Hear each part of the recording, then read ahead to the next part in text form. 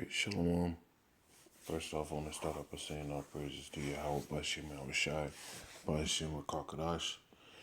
It's all praises to who the world calls God in Jesus Christ. The true names in the Hebrew that you're supposed to pray to and praise is Yahweh for the Heavenly Father and Yahweh Shai for His beloved Son. So when I say double honors to the elders and apostles, a great millstone in peace and mercy to the hopeful lake preachers, word and truth and sincerity. This is the brother of Tazabah in the Great Millstone, Arizona camp. Lord will with another video to edify.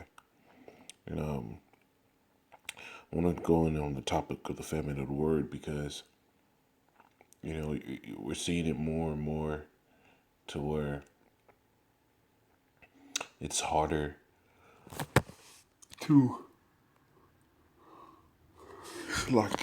it's harder to see videos. The Elder Apostle Tar's page has been pulled down, which that's been like, at least since, I think the 3-4 years I've been in the truth, that's been like the most consistent page. Even when other elders' pages went down, that was like the most consistent, And that also is a sign of the times, man, because, the warning's gone out. And as a job of a watchman is to give the people warning, but at a certain point, the watchman has the liberty to also prepare himself to go down to his house, get his family ready to go if need be. And that's what we're seeing, man. So the Lord is about to start, taking his word from off the highways and byways, from off the internet, and it's not going to be so available for you people. And that's when the word's going to be made precious again. So let me get into these precepts. This is Amos 8 and 11. It says, "Behold, the days come, say Yahweh Para, that I will send a famine in the land, not a famine of bread, nor a thirst for water, but of hearing the words of Yahweh." And who brings out the words of Yahweh? The Lord. If you go into these churches, you get one scripture maybe a week, maybe one scripture a month. I remember it was the same when I was in the world. It was the same goddamn scripture every week for a month. And I was like, bro, I told my mother, they talk about the same thing every week. They're not bringing out anything. So, I stopped going. And so we understand that the word of the Lord isn't coming out through these churches, man. It says, "Wisdom cried out, she uttered her voice in the streets." The men out there on the highways and byways, the Israelites, who they try to talk down on, that's who the word's coming through. So the Lord's going to make it a famine of hearing the words of him through those men. It says they shall wander from sea to sea, and from the north even to the east. It says they shall run to and fro to seek the word of Yahweh and shall not find it. And that's what's going to happen, bro. That's really what's going to happen. The Lord is just going to start stripping his word from off this world, man. It's not going to be so easily gotten. That's why it's precious to have the word of the Lord. That's why it's precious to have this understanding, because it's not going to always be available. It's not going to be always available. So it's important to get this now and to pray for understanding now, because at the end of the day, knowledge and wisdom shall be the stability of our times. Hope of salvation, the strength of your salvation is going to be the knowledge and wisdom in these scriptures. And it says, how should a man learn without a teacher? So the Lord's going to take the teachers out. It says, "In that day shall the fair virgins and the young men faint for thirst, they that swear by the sin of Samaria, and say, Thy God, O Dan, liveth, and the manner of Beersheba liveth, even they shall fall and never rise up again." So all these false pastors, man, in that day, they're going to fall, man. They're going to fall. So we're seeing that this thing is pushing forward. We're seeing the agenda of Esau Edom. It is COPPA regulations. You got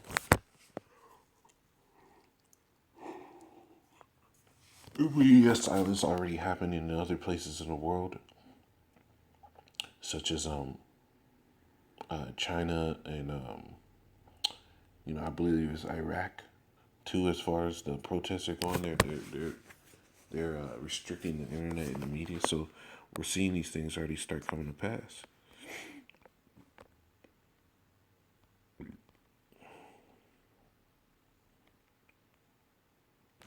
This is Samuel. What is that? 3:1. It says, "And the child Samuel ministered unto Yahweh before Eli, and the word of Yahweh was precious in those days, for there was no open vision." So the open vision is talking about the prophecy. So that's when it's going to start becoming precious again. You know,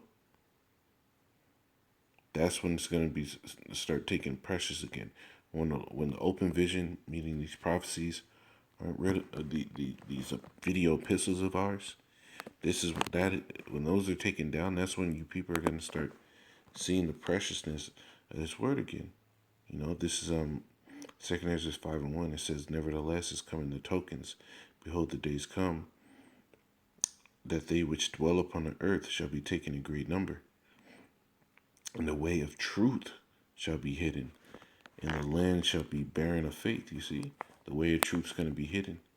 You know, when these people start dying in mass numbers, whether or not it be famine, pestilence, through all these diseases and viruses that are going to come out, wars, people coming up against each other, as the scriptures prophesied about. When all out death starts coming, the warning's over, man. You know, you've given a time of liberty, and you had not used it right. That's on you. Well, but the word itself has gone out. So when all that hell and that death starts going out, the word, the way of truth, which is the scriptures, the understanding, is going to be hidden, man. The Lord's not going to be having it out there so easily gotten. You know, it says where there is no vision. Let me see if I can get it.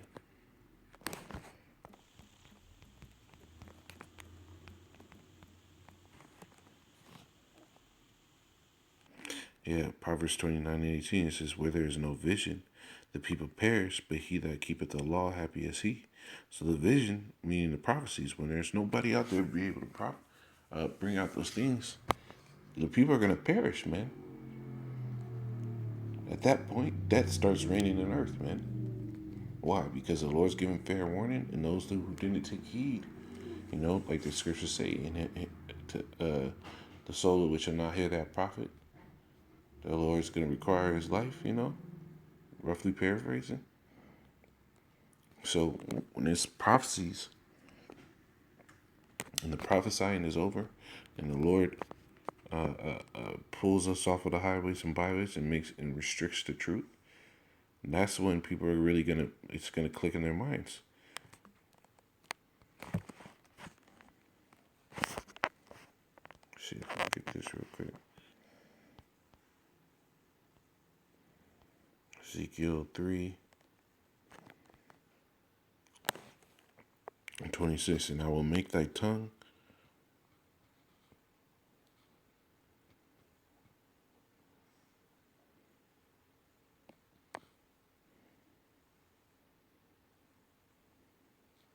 You know what? I'll start at 24. It says, "Then the Spirit entered into me and set me upon my feet and spake with me and said unto me, Go, shut thyself within thy house. But thou, O son of man, behold, they shall put bands upon thee and shall bind thee with them, and thou shalt not go out among them." It says, "And I will make thy tongue to cleave to the roof of thy mouth, that thou shalt be dumb, and that and shall be to them and shall not be to them a reprover, for they are rebellious house." So at a certain point, the Most High is going to make our tongues cleave to our mouth, man. We're not going to be out here all day, in the midst of a pestilence and famine, sitting there telling you people to get right. No, we told it to you before those things came. That was the time to get right, you know? It's not going to be at your convenience when the truth is spoken unto you. When you're done doing your wickedness. So the Lord said He's going to make our tongue cleave to the roof of our mouth and make us dumb so we couldn't say shit to you. That's the time of the famine of the word. That we're not going to be here to reprove you anymore because you're a rebellious house. Verse 27, it says, "But when I speak with thee, I will open thy mouth, and thou shalt say unto them, Thus saith Yahweh, He that heareth, let him hear, and he that forbeareth, let him forbear, for they are a rebellious house." So when this word, right now, this word's coming out, and to those that have ears to hear, they're going to hear. They're going to change their ways. They're going to prepare themselves to the battle. They're going to correct the fashion of their life, inform themselves by the renewing of their mind and their deeds, according to the scriptures, and not according to what this world says is okay. But to the other ones, they're going to forbear, and that's cool. You can forbear, but for you pushing the word of the Lord aside, like the scriptures say, you have set at naught all my counsel. And I'll laugh at you in all your calamities. I will mock when your fear cometh. So if you don't take this word serious now, that's on you, man. But pretty soon, when things start happening, you know, when things start happening, you people are gonna be wanting to hear the words of the Lord. What's happening? Why is this happening? You know, what do we do next? You people are gonna want that correction. You guys are gonna want the guidance, but it's not gonna happen for you. You know, it's not gonna be something that's gonna be out there for you like that. The Lord said He's gonna make our tongue cleave to the roof of our mouth, and it's beautiful, man. And what's more, back in Second Ezra 5:1, you know, the Lord is gonna put it in such a way that you people are gonna be thirsting after this word. It says, 5:1, it says, "Nevertheless, as coming the tokens, behold, the days come that they which dwell upon the earth shall be taken in great number, and the way of truth shall be hidden, and the land shall be barren of faith. But iniquity shall be increased above that which thou now seest, or that thou hast heard long ago. And the land that thou seest now to have root shall thou see wasted suddenly. But if the Most High, see this land that has root, we're going to see it wasted suddenly, man. America, Babylon the Great, all these other places where the Israelites are scattered in every nation, as the scriptures say, you know, those places that have taken root, and especially Esau Edom's kingdom throughout the world, you know, these places are going to be wasted suddenly. It's going to be such a stark change. It's going to be like it happened overnight, you know. Verse 4, "But if the Most High grant thee to live, thou shalt see after the third trumpet, the sun shall suddenly shine again in the night, and the moon thrice in the day." It's talking about when the Lord gets back, you know, and He sets up His kingdom, and the blood shall drop out of the wood, and the stone shall give his voice, and the people shall be troubled. And even shall, it says, and even he shall rule whom they look not for, that dwell upon the earth. You know, let's talk about Yahushua first, and elect, the ones that they didn't look for to rule, are you so-called Negroes, Hispanics, Native Americans, you undesirable in the world. Jake, man, the poorest of the poor. It says, "And the fowl shall take their flight away together, and the Sodomite shall cast out fish, and the noise of the night, which many have not known, but they shall all hear the voice thereof." It says, yeah, this is going to be the kicker, right? It says, "And there should be confusion also in many places, and the fire shall be oft sent out again." It says, "And wild beasts shall change their places, and menstruous women shall bring forth monsters." We're seeing that, man. You know, these women are bringing about monstrous children, man. And it's not talking about them having razor sharp teeth and shit. It's talking about their fashion, how do they get down, man. These kids are goddamn beasts. They beat their own mothers up. You know, one of these nigga rappers, man, he sat here and bought his mama house, lorded it over her, and then sat there and took it from her and put the motherfucker on the street, man. Monstrous ass niggas, man. It says, and the fire shall be all sent out, and wild beasts shall change their places. That's gonna happen, man. Especially over there in the Middle East and all that, where they're having these locusts just sit here and ravage these fields. At a certain point, these animals aren't gonna find food out there in the wild. They're gonna start coming into the cities. It says, verse 9, it says, and the salt water shall be found in the sweet, and all friends shall destroy one another. Then shall wit, meaning the understanding of these scriptures, hide itself, and understanding withdraw itself into its secret chamber. You know, who has the wit? Who has understanding? The men of the Lord. So the Lord's going to sit here and pull us into a secret chamber. We're not going to be available to you people. It says, verse 10, and it says, and shall be sought of many, and yet not be found. You see, a lot of people are going to start looking for us, bro.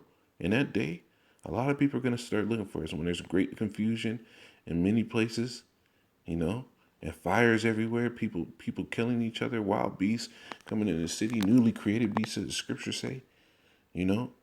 In those days, when that starts to happen, man, and you people are in hunger and thirsty, you know, and you people are fighting one against friends and shit and destroying one another, that's when the Lord is going to put us away. You see, the word's not going to go out until the goddamn missiles. The word's going to go out till the calamity starts.